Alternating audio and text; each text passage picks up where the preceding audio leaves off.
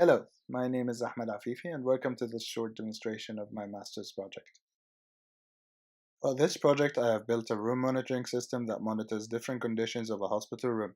The monitoring data can then be used to maintain a high level of comfort for the patients, especially children.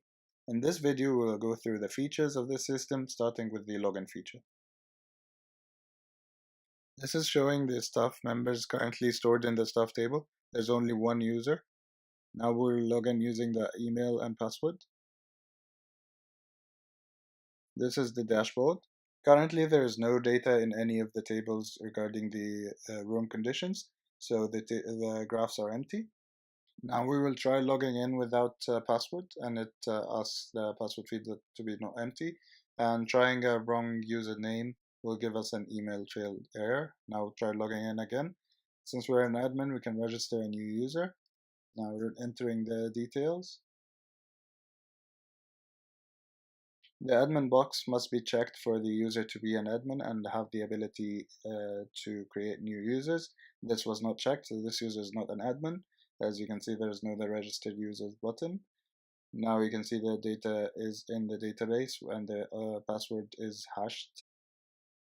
Logging in again. Next, we will try to create an admin user just to check if it works correctly and we have the ability to register another user.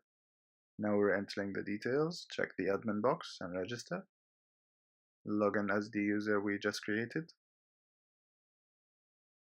Now you can see the register new user box. Next, we will test the graphs by adding some values from directly to the database and seeing if they show up. As you can see, the graphs, all the values are here that we just added. The motion level updates every 60 seconds, so it takes a bit longer. Now we'll try adding more values to the tables and see if the lines are forming correctly. As you can see, the lines are formed. Again, with the motion level, it takes a bit longer to update because it updates every 60 seconds. And now you can see all the graphs with 2 points with lines connected between them.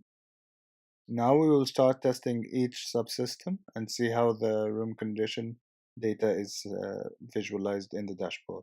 Starting with the light system, we will see how the light intensity affects the readings. The video in the corner is the light sensor. Now when we shine a torchlight on it, the light intensity reading spikes up to 5. By manipulating the light source, the intensity readings change. When we put the card to block the light intensity drops to 1. Next, we are testing the temperature and humidity system.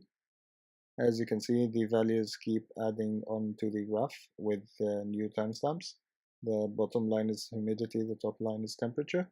It's fairly constant, so there's not a lot of change. Now you can see here the humidity changes by a bit. Next is the motion system. As motion level is measured by how many movements per minute, so it takes a minute to gather all the data. This part is fast forwarded to see how the graph updates. The next system is the noise disturbance system. As you can see, the noise is also fairly constant, with some spikes depending on how loud the environment is. The final system is the indicator system, which indicates any abnormalities in the previous 4 systems. To test its function, we will be inserting abnormal values to each of the systems to see if the corresponding LEDs light up. As you can see, the temperature has lit up when we inserted the abnormal value. Next is the motion, followed by the noise, and finally the light system.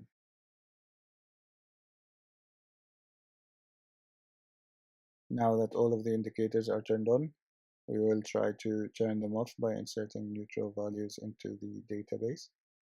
Now the temperature has turned off, followed by motion, noise, and finally the light system.